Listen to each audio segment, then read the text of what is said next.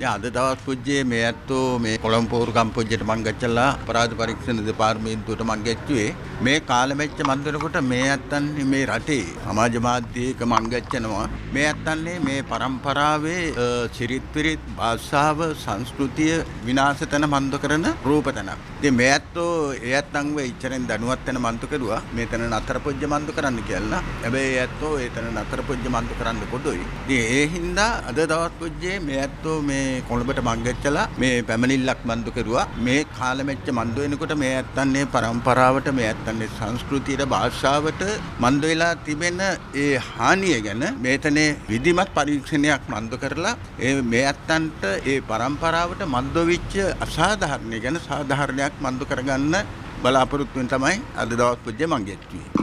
මේ කෝණ පුජ්‍ය 48000ක ඉතිහාසයක් තිබෙන මේ රටේ මේ පරම්පරාවේ සිරිත් විරිත් වලට භාෂාවට චාරිත්‍ර වාරිත්‍ර වලට ලොකු හානියක්. එතකොට ඒතන එහෙම එයත්න්ට දැනුවත් වෙන මන්ද කරුවම එයත්න්ට කතා එයත්ෝ මේ එයත්න්ට කතා දමනවා මාධ්‍ය නිදහස තිබෙනවා ඕන එකක් මන්ද කරන්න කියලා.